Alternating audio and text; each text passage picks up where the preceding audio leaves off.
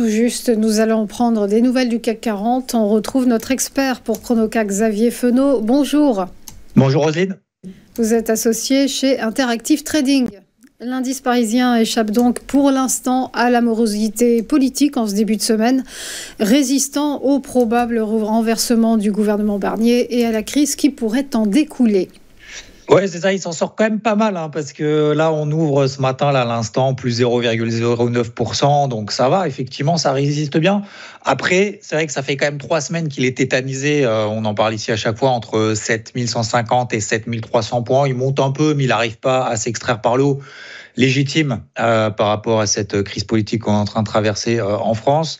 Il n'arrive pas pour autant à enfoncer les 7150, donc il n'y a pas vraiment panique. En même temps, on peut peut-être le comprendre, c'est retenu probablement par des achats à bon compte, parce qu'il y a quand même, alors on regarde surtout aux États-Unis, où on se dit, bon, il y a toujours des nouveaux records historiques sur le S&P 500, le Nasdaq.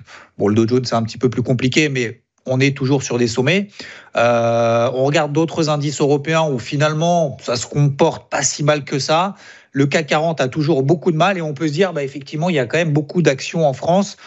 Alors, pour en citer quelques-unes, on a par exemple BNP Paribas, qui est maintenant autour des 54 €, qui a perdu 20% en un mois.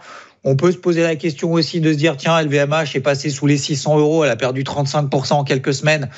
Bon, ça peut être intéressant d'acheter des trucs pas chers. Pourquoi pas, effectivement, si on a vraiment une perspective, un objectif de long terme, en se disant, je préfère acheter quand ça se replie, quand ça baisse de 20, 30, 40% pour certaines, et se dire, bon, voilà, je plante des petites graines, j'achète un petit peu à droite et à gauche, et puis on verra bien ce qui se passera.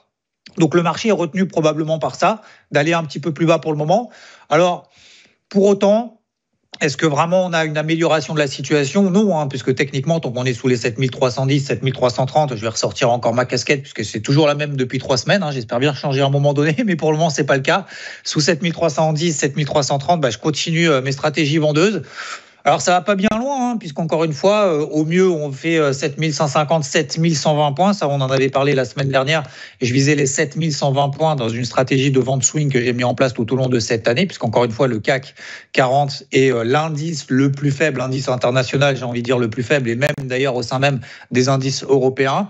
Donc, il n'y a pas vraiment d'amélioration tant qu'on ne repasse pas au-dessus des 7330. Encore une fois, c'est vraiment pour moi le gros point clé. De toute façon, ça se voit très bien sur ce graphique. Vous voyez, fin octobre, ça faisait office de ce qu'on appelle de support, même début septembre, c'était un support, maintenant ça devient résistance, donc preuve que le marché a quand même un minimum de mémoire. C'est le principe même d'ailleurs de l'analyse technique au passage, à partir du principe que les cours ont une mémoire, les investisseurs ont une mémoire, donc c'est vraiment des niveaux importants.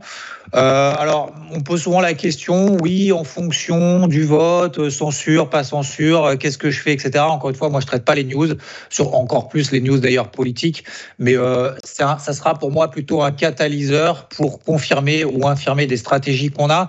Donc, encore une fois, moi, je comprends qu'on puisse acheter des titres un peu massacrés, entre guillemets, en tout cas, qui ont beaucoup baissé, notamment en France, et c'est pour ça que je pense que ça retient pour le moment le CAC 40. Pour autant, moi, dans une logique purement stratégique, purement technique, et vraiment, je regarde vraiment que le CAC, que ce soit les fondamentaux économiques, politiques, mais aussi surtout l'aspect technique, on est toujours dans une situation de faiblesse sur le CAC, dans une pression qui reste toujours bordeuse. On voit qu'il n'y a pas vraiment de relais, donc il ne faut pas vraiment s'exciter dans un marché comme ça. D'ailleurs, on parle du CAC, mais même si on regarde un petit peu plus loin, vous en avez parlé juste avant, on voit que les États-Unis hier ont clôturé en ordre dispersé, le Dow Jones baisse un peu, le S&P 500 monte un peu. Il n'y a pas vraiment de gros mouvements, pas vraiment d'excitation et pas vraiment d'opportunité. Même si on regarde au niveau de l'euro-dollar, voilà, ça baisse, mais ça va pas bien plus loin.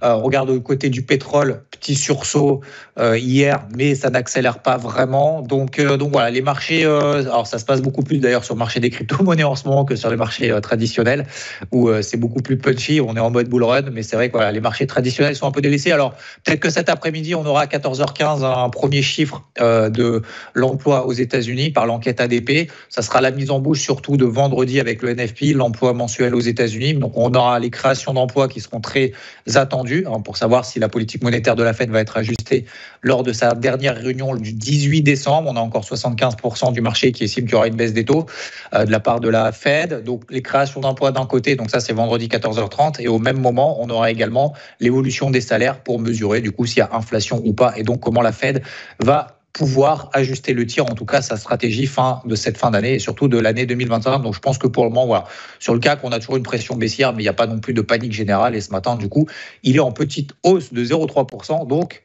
vu le bazar politique en ce moment, il s'en sort quand même plutôt pas mal. Voilà pour ce CAC résistant. Merci beaucoup pour votre éclairage, Xavier Fenot. Et belle journée à vous. À suivre, après une courte pause, les valeurs du jour, les valeurs à suivre avec les market movers. À tout de suite.